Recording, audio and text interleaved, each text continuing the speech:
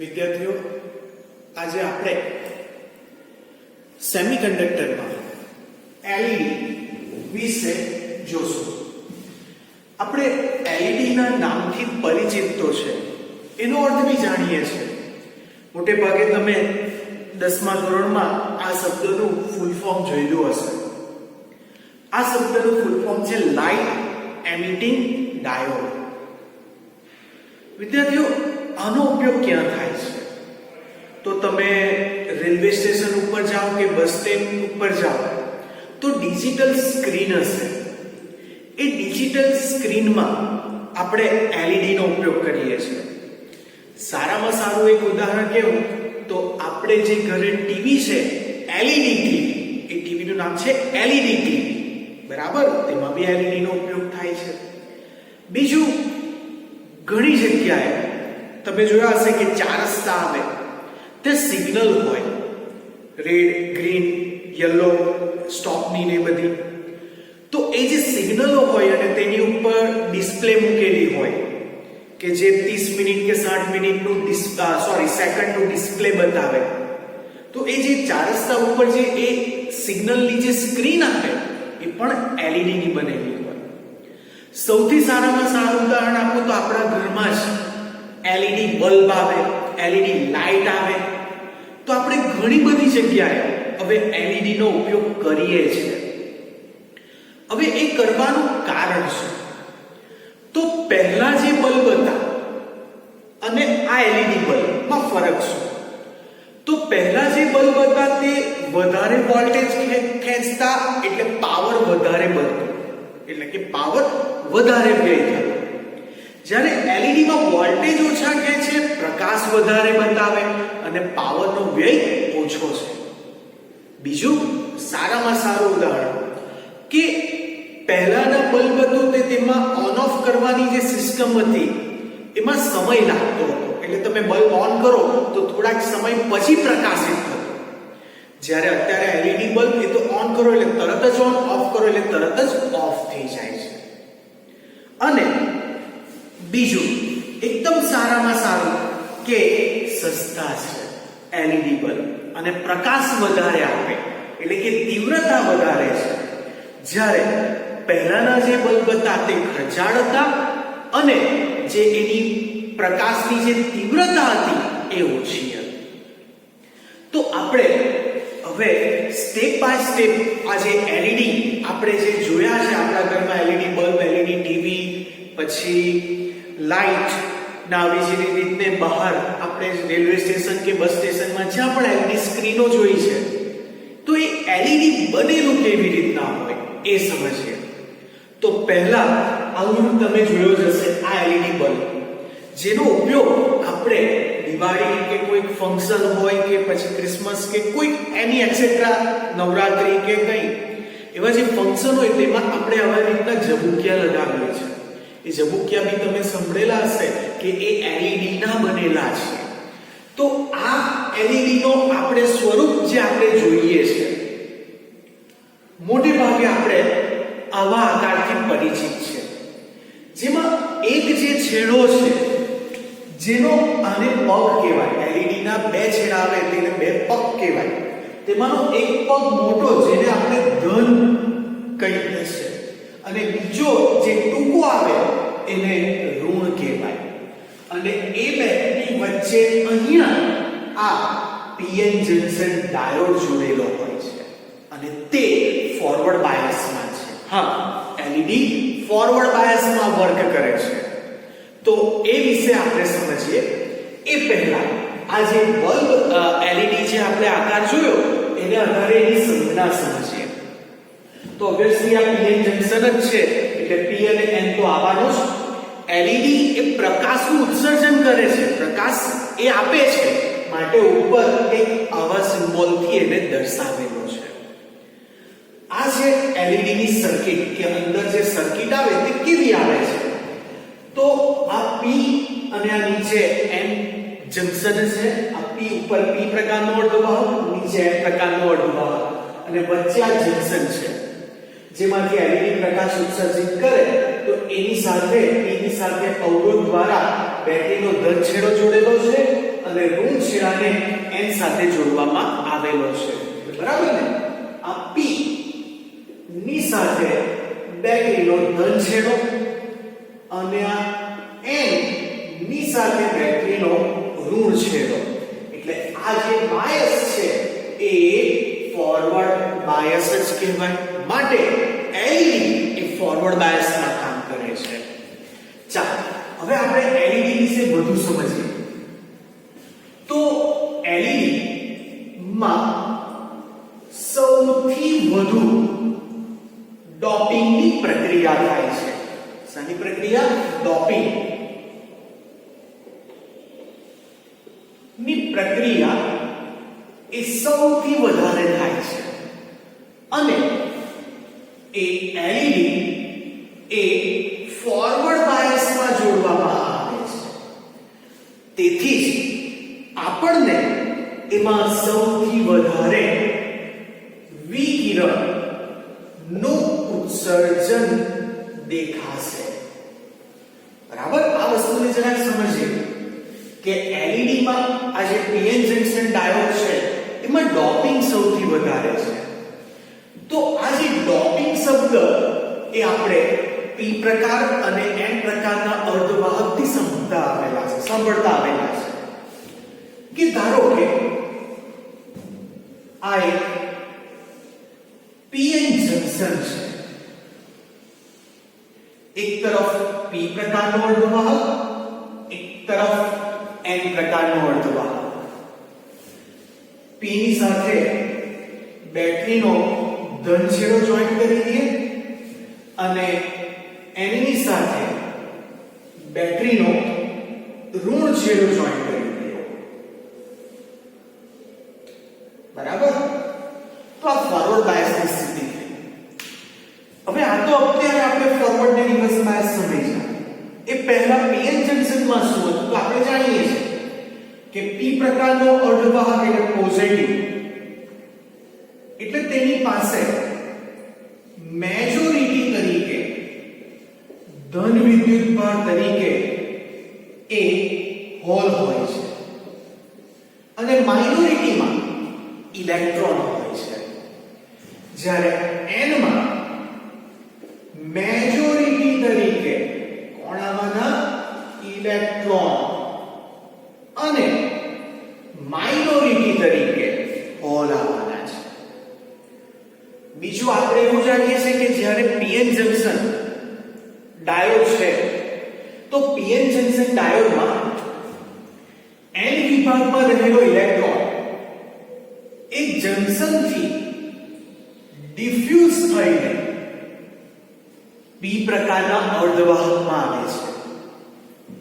એટલે કે આ P પ્રકારનો અર્ધવાહકમાં હોલ એ ઇલેક્ટ્રોનથી ભરાઈ જાય છે અને N માં જ્યાં ઇલેક્ટ્રોન હતા ત્યાં હોલ બની જાય છે, જેને કારણે આપણને આ ડેપ્લેશન સ્તર મળે છે. બીજા શબ્દોમાં કહેવું તો જ્યારે આપણે આ PN જંકશન ડાયોડને ફોરવર્ડ બાયસમાં જોડવામાં આવે તો પણ આ જ પ્રક્રિયા થશે. તો ફોરવર્ડ બાયસમાં જોડતા N માં રહેલા ઇલેક્ટ્રોન એ જંકશનથી ડિફ્યુઝ થઈને P માં જશે અને P માં રહેલા હોલ એ જંકશનથી ડિફ્યુઝ થઈને N માં જશે. તો એને કારણે શું થશે? હજુ વધારાના ઇલેક્ટ્રોન એ જંકશન દ્વારા ડિફ્યુઝન કરીને અહીં બીજા એવા આ ઇલેક્ટ્રોન આવી જશે હોલને કારણે અને અહીં ઇલેક્ટ્રોનને કારણે બીજા એવા આપણને હોલ મળી જશે. તો આ પ્રક્રિયામાં આપણે શું કર્યું? તો આ પ્રક્રિયાને અંતે એવું આપણે જોયું છે કે જંકશન નજીક N પ્રકારના અર્ધવાહકમાં પહેલા મેજોરિટી તરીકે ઇલેક્ટ્રોન હતા જે હવે હોલ છે અને P માં જંકશન નજીક મેજોરિટી તરીકે હોલ હતા જે હવે ઇલેક્ટ્રોન છે. પણ P માં આ જંકશન નજીક ઇલેક્ટ્રોન આવ્યા અને n માં જંકશન નજીક હોલ આવ્યા, પણ એની સંખ્યા જે p માં રહેલા હોલ ને n માં રહેલા ઇલેક્ટ્રોન કરતા તો ઓછી છે. મતલબ અહીંયા શું બોલાય કે n માંથી ઇલેક્ટ્રોન એ p માં જાય એ માઇનોરિટી વાહક છે. કેમ માઇનોરિટી વાહક છે? તો જો n માંથી ઇલેક્ટ્રોન p માં આવ્યા તો તેના આ બે જ લેયર પર, તેની સામે આ p ના હોલ જે મેજોરિટી માં તેના 3 લેયર છે, એટલે p માં હજુ પણ મેજોરિટી તો હોલની જ છે, ભલે જંકશન આગળ હોલ નથી. એ જ રીતે n માં ભલે જંકશન આગળ ઇલેક્ટ્રોન નથી, પણ n માં આખામાં મેજોરિટી તરીકે તો હજુ પણ ઇલેક્ટ્રોન જ છે. તો આ તો pn જંકશન. પણ આમાં ડોપિંગ એટલે શું? તો ડોપિંગ એટલે કે p પ્રકારના અર્ધવાહકમાં આપણે જાણીએ છીએ કે એલ્યુમિનિયમ તરીકે જેની પાસે 3 વેલેન્સ ઇલેક્ટ્રોન મૂકેલા છે એ અશુદ્ધિ ઉમેરવામાં આવે, જ્યારે n માં આપણે આર્સેનિક ને ઉમેરેલો હતો અશુદ્ધિ તરીકે, જેની પાસે 5 વેલેન્સ ઇલેક્ટ્રોન હતા, એટલે 4 માંથી એક પહેલેથી જ વધારે હતો.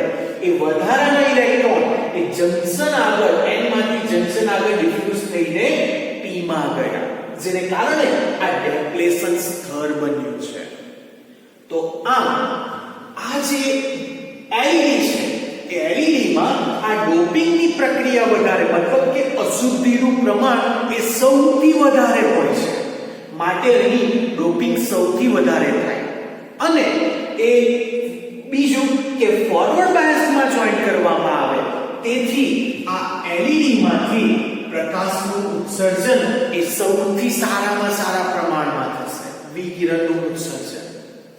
તો આજે જંકશન આગળ, જંકશનની સીમા પાસે આપણે જોયું કે p માં હવે માઇનોરિટી વાહકોની સંખ્યા એ જંકશન આગળ આ માઇનોરિટીની સંખ્યા વધી ગઈ, મતલબ કે જે કીધું તેમ p માં જંકશન નજીક ઇલેક્ટ્રોન આવી ગયા અને n માં જંકશન નજીક હોલ આવી ગયા, પરંતુ એમાં p માં રહેલા હોલની સંખ્યા કરતા આ માઇનોરિટીમાં જ છે, ને n માં રહેલા ઇલેક્ટ્રોન કરતા ડિફ્યુઝ થઈને આ જે જંકશન નજીક આવેલા હોલ એની સંખ્યા પણ ઓછી છે. ફરીથી કહું છું કે જંકશન નજીક p આગળ ભલે ઇલેક્ટ્રોન આવી ગયા, પણ એની સંખ્યા એ આખા p માં રહેલા હોલ કરતા તો ઓછી જ છે. તે જ રીતે n માં જંકશન નજીક ભલે હોલ આવી ગયા, પણ એમાં જે રહેલા ઇલેક્ટ્રોન કરતા તો આની સંખ્યા ઓછી જ છે. એટલે કહી શકાય કે અહીં માઇનોરિટી વાહકોની સંખ્યા એ મેજોરિટી વાહકોની સંખ્યા કરતા તો ઓછી જ છે. અને આ ફોરવર્ડ બાયસમાં છે.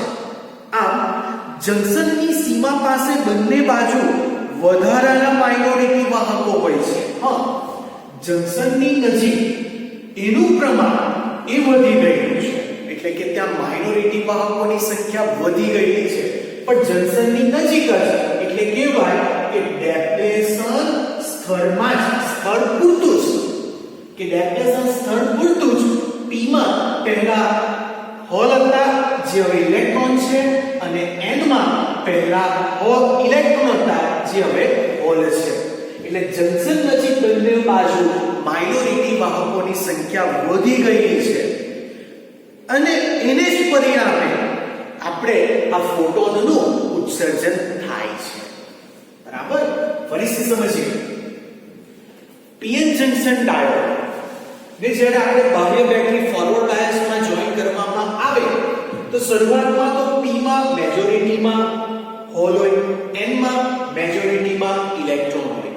જેવું ફોરવર્ડ બાયસ જોઈન કરવામાં આવે ને અહીં ડોપિંગ વધારે છે. ડોપિંગ એટલે બંને બાજુ અશુદ્ધિ સૌથી વધારે પ્રમાણમાં મૂકેલી છે, ઉમેરેલી છે, જેને કારણે n માં રહેલા ઇલેક્ટ્રોન જંકશન આગળથી ડિફ્યુઝ થઈને p માં આવશે, અને p માં રહેલા હોલ જંકશનથી ડિફ્યુઝ થઈને n માં આવશે.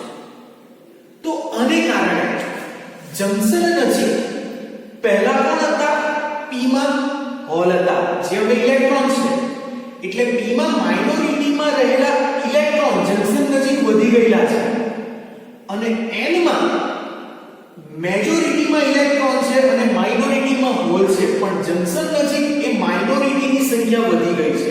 જંકશનની પછીની તો વાત જ નથી કરતા, આપણે જંકશનના નજીકની જ વાત કરીએ તો જંકશનના નજીક એટલે કે ડેપ્લેશન સ્તરમાં p માં માઇનોરિટી એવા હોલ વધી ગયા અને ઇલેક્ટ્રોન વધી ગયા અને n માં માઇનોરિટી એવા હોલ વધી ગયેલા છે અને આને કારણે જ આ ફોટોનું ઉત્સર્જન થાય છે. વિદ્યાર્થીઓ, આપણે આ જે LED માટે I વિરુદ્ધ V નો આલેખ દોરીએ, જેમાં I વિરુદ્ધ V નો આલેખ LED ફોરવર્ડ બાયસમાં છે એટલે કે સિલિકોન કે જર્મેનિયમમાં જે હતો તેના જેવો જ દેખાશે અને એ જે એનો પણ થ્રેશોલ્ડ જે વોલ્ટેજ હતો, થ્રેશોલ્ડ વોલ્ટેજ અથવા તો તેને આપણે કટ ઇન વોલ્ટેજ કહેતા, જેનું મૂલ્ય એ વધુ હતું અને દરેક રંગ માટે એનું મૂલ્ય જુદું જુદું છે. આપણે જાણીએ છીએ કે માર્કેટમાં LED નો લાલ, નારંગી, લીલો, પીળો એવા ઘણા બધા એવા કલર દેખાય છે. તો એ બધા કલર માટે આલેખ એ જુદો જુદો આવે ફોરવર્ડ બાયસ. તો રિવર્સ બાયસનો જે વોલ્ટેજ આવે છે એ રિવર્સ બાયસમાં એનો જે વોલ્ટેજ આવે જેને આપણે કહીએ છીએ રિવર્સ બ્રેકડાઉન વોલ્ટેજ, એનું મૂલ્ય સૌથી ઓછું અને તે 5 વોલ્ટ જેટલું છે. વિદ્યાર્થીઓ, આપણે આજે ફોરવર્ડ બાયસમાં જો આપણે પ્રવાહ વધારીએ તો આ જે LED માંથી ઉત્સર્જિત થતો પ્રકાશની તીવ્રતા વધશે અને જો આપણે આનો પ્રવાહ ઘટાડશું તો ઉત્સર્જિત પ્રકાશની તીવ્રતા પણ ઘટશે. એટલે કે ઉત્સર્જિત પ્રકાશની તીવ્રતા એ પ્રવાહના સમપ્રમાણમાં છે. તે તો આપણે આગળના ડાયોડમાં પણ જોયું છે. બીજું, જો ફોર્બ્યુલન બેન્ડ ગેપનું મૂલ્ય એ ઉત્સર્જિત પ્રકાશની આવૃત્તિ જેટલું ગુણ્યા x hf જેટલું હોય તો તેનાથી વધારે હોય આનું મૂલ્ય, તો જ LED એ ઉત્સર્જિત પ્રકાશનું ઉત્સર્જિત કરી શકશે. તો દ્રશ્ય પ્રકાશ હશે, LED દ્રશ્ય પ્રકાશ સ્વરૂપે હશે તો તેની બેન્ડ ગેપનું મૂલ્ય ઓછામાં ઓછું 1.8 ઇલેક્ટ્રોન વોલ્ટ હોવું જોઈએ. દ્રશ્ય પ્રકાશ માટે Eg નું મૂલ્ય ઓછામાં ઓછું 1.8 ઇલેક્ટ્રોન વોલ્ટ નું હોવું જોઈએ. બીજું કે ગેલિયમ આર્સેનાઇડ 1 - x અને ફોસ્ફરસ x આના પ્રમાણ દ્વારા આપણે LED ના જુદા જુદા કલર બનાવી શકીએ.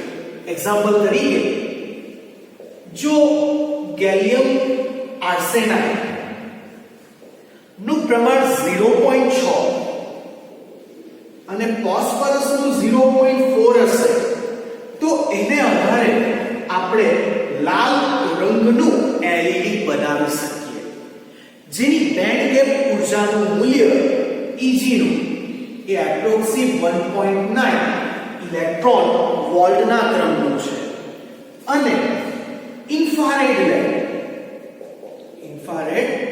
LED એના માટે જે બેન્ડ ગેપની ઊર્જા છે જેનું મૂલ્ય એ 1.4 ઇલેક્ટ્રોન વોલ્ટ જેટલું છે. તો આ તો LED.